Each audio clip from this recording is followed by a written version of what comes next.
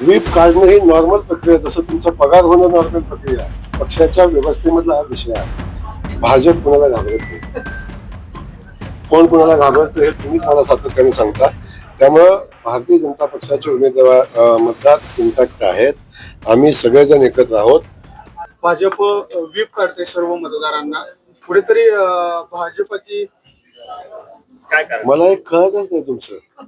Whip काढणं ही normal प्रक्रिया, जसं तुमचा पगार होणं नॉर्मल प्रक्रिया आहे, तसं व्हीप काढणं ही एक नॉर्मल प्रक्रिया आहे. पक्षाच्या व्यवस्थेमधला हा विषय आहे की पक्षानं दिलेल्या उमेदवाराला मतदान करावं ही सूचना देण्यासाठी काढलेला व्हीप आहे. आणि तो व्हीप नेहमी निघत असतो. याच्यामध्ये वेगळं कुठलंही कारण नाही. क्रॉस वोटिंगचा विषय घाबरत भाजप कुणाला घाबरत नाही. कोण कुणाला घाबरतं हे तुम्हीच मला सातत्याने सांगता. त्यामुळं भारतीय जनता पक्षाचे उमेदवार मतदार इंटॅक्ट आहेत. आम्ही सगळेजण एकत्र आहोत. भारतीय जनता पक्षाचं मतदान जेवढं असेल त्याच्यापेक्षा 200 अधिक मतं घेऊन आम्ही निवडून येऊ. अजिबात चिंता करू नका. एवढं कॉन्फिडन्स तुमच्याकडे भाजप आणि महायुतीकडे आहे, तरी विरोधक म्हणजे तुमची एवढी धावपळ का चालली आहे असं विरोधक ठरते. कशाची धोका आहे? सगळीकडे घाटी विरोधक घरी झोपतात, म्हणूनच आज घरी बसायची वेळ आलेली आहे. आम्ही आमचं काम, जी जबाबदारी आहे ती जबाबदारी करत असतो. पण काय जाऊन मतदारांना मतं मागणं हे काय चुकीचं थोडी नाही. चर्चा झालेली आहे. ज्या पद्धतीने अपघात झाला त्यानंतर सरकारनं तात्काळ कारवाई केलेली आहे. संबंधित ठेकेदारावरती गुन्हा दाखल केला. त्या संदर्भात पुढे काही कारवाई होते का? जिल्ह्यातील विहिरींची काही शोध नाही. आपण पाहिलं की माळशिरस मध्ये एक दुर्दैवी अपघात झाला. या अपघात होण्याचं कारण आपल्या सगळ्यांना माहिती आहे की जरी चालकाचं गाडीवरचं नियंत्रण सुटलं असलं तरी सुद्धा त्या ठिकाणी असणारी विहीर, त्या रोडचं काम असताना त्याला संरक्षक कठडा किंवा संरक्षक भिंत असणं आवश्यक होतं. कदाचित जर ती भिंत असती तर एवढा मोठा भीषण अपघात झाला नसता आणि 8 लोकांना जीव गमवावे लागले नसते. ही वस्तुस्थिती आहे. त्या अनुषंगानं त्या कॉन्ट्रॅक्टरला आतापर्यंत अनेक नोटिसा, अनेक कारवाईच्या सगळ्या गोष्टी केलेल्या होत्या. आणि त्या अपघात झाल्याच्या अगोदर बी अनेक अपघात झाले होते. त्याच्यावर सदोष मनुष्यवधाचा गुन्हा दाखल करण्याच्या सूचना दिलेल्या आहेत. कुठल्याही परिस्थितीमध्ये त्या कॉन्ट्रॅक्टरला सोडलं जाणार नाही. जे लोक त्या दुर्घटनेशी संबंधित असतील, जे जबाबदार असतील, त्यांना सोडलं जाणार नाही. असे आदेश या निमित्तानं आपण दिलेले आहेत. ज्या ज्या ठिकाणी अशा रोडच्या बाजूला असणाऱ्या विहिरी आहेत त्या विहिरी आयडेंटिफाय करण्याच्या सूचना दिलेल्या आहेत. आणि त्या सगळ्या विहिरीला संरक्षण कठडे आपल्याला करावे लागतील. काही विहिरी आपल्याला बुजवाव्या लागतील. त्या पद्धतीची कारवाई तातडीनं भविष्यात करण्यात येईल. मात्र प्रशासन जे आहे NHAI म्हणते आम्हाला त्याची कल्पना नाही. स्टेट हायवे म्हणते की त्यांना आम्हाला कल्पना नाही. म्हणजे जागेचे वाद याच्या सगळ्या ज्याला कल्पना नाही त्यांना कल्पना दिली जाईल. ज्यांना या संदर्भातली माहिती नाही त्याला माहिती दिली जाईल. आणि जे कुणाचं काम आहे ते तुमचं काम आहे हेही लक्षात आणून दिलं जाईल. त्यामुळं संबंधित कुठल्याही व्यवस्थेला जबाबदारी झटकता येणार नाही. ठाकरे गटाचे 6 खासदार जे आहेत ते स्वतंत्र गट स्थापन करणार आहेत. ज्या पद्धतीने टीएमसीच्या खासदारांनी केलं त्याच धर्तीवरती ठाकरे गट स्वतंत्र गट स्थापन करतात. खासदार 6 खासदार आहेत. काय एकंदरीत नवीन गटाला माझ्या शुभेच्छा आहेत. पण मला त्या संदर्भातली माहिती नाही. मला त्या संदर्भातली माहिती नाही. पण असा कुठला नवीन गट होत असेल तर त्या गटाचं आम्ही स्वागत करू आणि त्यांना शुभेच्छा देऊ. पण ते सर्व जे खासदार आहेत ते शिंदे गटाच्या संपर्कात न राहता भाजपच्या संपर्कात असल्याची देखील चर्चा आहे. कुठेतरी आगामी बिलाच्या अनुषंगाने म्हणजे जे डिनोटिफिकेशनचं बिल पडलं ते कुठेतरी पुन्हा एकदा आणण्यासाठीची ही सगळी रचना आहे का? आता मी खूप छोटा कार्यकर्ता आहे, जिल्हा लेवलचा आहे. राष्ट्रीय पातळीवर काय घडामोडी राजकीय चालतात याची मला कल्पना नाही. परंतु एक मी सांगेन की ज्या विरोधकांनी नारी बंधन विधेयकाला विरोध केला, आमच्या या देशातल्या महिला भगिनींचा अवमान केला, त्यांना त्याचं उत्तर मिळेल. आणि मोदीजींनी संकल्प केलेला आहे की नारी बंधन विधेयक कुठल्याही परिस्थितीत मंजूर करण्याचा संकल्प मोदीजींनी केलेला आहे. त्यामुळं जे घटक नारी बंधन बिल मंजूर होणे यासाठी प्रयत्न करत होते त्या पक्षामध्ये प्रचंड मोठा असंतोष आहे हे आपण सगळेजण पाहताय. त्यामुळे भविष्यामध्ये ते बिल मंजूर होईल आणि या महिला भगिनींना न्याय मिळेल. व्हीप काढणं ही नॉर्मल प्रक्रिया, जसं तुमचा पगार होणं नॉर्मल प्रक्रिया आहे. पक्षाच्या व्यवस्थेमधला हा विषय आहे. भाजप कुणाला घाबरत नाही. कोण कोणाला घाबरतं हे तुम्हीच मला सातत्याने सांगता. त्यामुळं भारतीय जनता पक्षाचे उमेदवार मतदार इंटॅक्ट आहेत.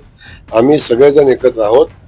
भारतीय जनता पक्षाचं बहुमत असताना देखील भाजप व्हीप काढते सर्व मतदारांना. कुठेतरी भाजपची काय कारण? मला एक कळतच नाही तुमचं. व्हीप काढणं ही नॉर्मल प्रक्रिया, जसं तुमचा पगार होणं नॉर्मल प्रक्रिया आहे तसं व्हीप काढणं ही एक नॉर्मल प्रक्रिया आहे. पक्षाच्या व्यवस्थेमधला हा विषय आहे की पक्षानं दिलेल्या उमेदवाराला मतदान करावं ही सूचना देण्यासाठी काढलेला व्हीप आहे आणि तो व्हीप नेहमी निघत असतो. याच्यामध्ये वेगळं कुठलंही कारण नाही. क्रॉस वोटिंग क्रॉस वोटिंगचा विषय भाजप कुणाला घाबरत नाही. कोण कुणाला घाबरतं हे तुम्हीच मला सातत्याने सांगता. त्यामुळं भारतीय जनता पक्षाचे उमेदवार मतदार इंटॅक्ट आहेत. आम्ही सगळेजण एकत्र आहोत. भारतीय जनता पक्षाचं मतदान जेवढं असेल त्याच्यापेक्षा 200 अधिक मतं घेऊन आम्ही निवडून येऊ. अजिबात चिंता करू नका. एवढं कॉन्फिडन्स तुमच्याकडे भाजप आणि महायुतीकडे आहे तरी विरोधक म्हणजे तुमची एवढी धावपळ का चालली आहे असं विरोधक करते. कशाची धोका आहे? सगळीकडे घाटी विरोधक घरी झोपतात म्हणूनच आज घरी बसायची वेळ आलेली आहे. आम्ही आमचं काम, जी जबाबदारी आहे ती जबाबदारी करत असतो. पण काय जाऊन मतदारांना मतं मागणं हे काय चुकीचं थोडी नाही. त्यांनी वोटगीची चर्चा झालेली आहे. माझ्यामध्ये ज्या पद्धतीने अपघात झाला त्यानंतर सरकारनं तात्काळ कारवाई केलेली आहे. संबंधित ठेकेदारावरती गुन्हा दाखल केला. त्या संदर्भात पुढे काही कारवाई होते का? जिल्ह्यातील वेरींची काही शोध सुरू आहे? नाही, आपण पाहिलं की माळशिरस मध्ये एक दुर्दैवी अपघात झाला. या अपघात होण्याचं कारण आपल्या सगळ्यांना माहिती आहे की जरी चालकाचं गाडीवरचं नियंत्रण सुटलं असलं तरी सुद्धा त्या ठिकाणी असणारी विहीर, त्या रोडचं काम असताना त्याला संरक्षक कठडा किंवा संरक्षक भिंत असणं आवश्यक होतं. कदाचित जर ती भिंत असती तर एवढा मोठा भीषण अपघात झाला नसता आणि 8 लोकांना जीव गमवावे लागले नसते. ही वस्तुस्थिती आहे. त्या अनुषंगानं त्या कॉन्ट्रॅक्टरला आतापर्यंत अनेक नोटिसा, अनेक कारवाईच्या सगळ्या गोष्टी केलेल्या होत्या आणि त्या अपघात झाल्याच्या अगोदर बी अनेक अपघात झाले होते. त्याच्यावर सदोष मनुष्यवधाचा गुन्हा दाखल करण्याच्या सूचना दिलेल्या आहेत. कुठल्याही परिस्थितीमध्ये त्या कॉन्ट्रॅक्टरला सोडलं जाणार नाही. जे लोक त्या दुर्घटनेशी संबंधित असतील, जे जबाबदार असतील त्यांना सोडलं जाणार नाही.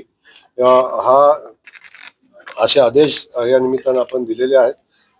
ज्या ठिकाणी अशा रोडच्या बाजूला असणाऱ्या विहिरी आहेत त्या विहिरी आयडेंटिफाय करण्याच्या सूचना दिलेल्या आहेत आणि त्या सगळ्या विहिरीला संरक्षण कठडे आपल्याला करावे लागतील. काही विहिरी आपल्याला बुजवाव्या लागतील. त्या पद्धतीची कारवाई तातडीनं भविष्यात करण्यात येईल. मात्र प्रशासन जे आहे NHAI म्हणते आम्हाला त्याची कल्पना नाही. स्टेट हायवे म्हणते की त्याला आम्हाला कल्पना नाही. म्हणजे जागेचे वाद याच्या सगळ्या ज्याला कल्पना नाही त्यांना कल्पना दिली जाईल. ज्यांना या संदर्भातली माहिती नाही त्याला माहिती दिली जाईल आणि जे कुणाचं काम आहे ते तुमचं काम आहे हेही लक्षात आणून दिलं जाईल. त्यामुळं संबंधित कुठल्याही व्यवस्थेला जबाबदारी झटकता येणार नाही. ठाकरे गटाचे 6 खासदार जे आहेत ते स्वतंत्र गट स्थापन करणार आहेत. ज्या पद्धतीने टीएमसीच्या खासदारांनी केलं त्याच धर्तीवरती ठाकरे गट स्वतंत्र गट स्थापन करतात. खासदार 6 खासदार आहेत. काय एकंदरीत नवीन गटाला माझ्या शुभेच्छा आहेत, पण मला त्या संदर्भातली माहिती नाही. मला त्या संदर्भातली माहिती नाही. पण असा कुठला नवीन गट होत असेल तर त्या गटाचं आम्ही स्वागत करू आणि त्यांना शुभेच्छा देऊ. पण ते सर्व जे खासदार आहेत ते शिंदे गटाच्या संपर्कात न राहता भाजपच्या संपर्कात असल्याची देखील चर्चा आहे.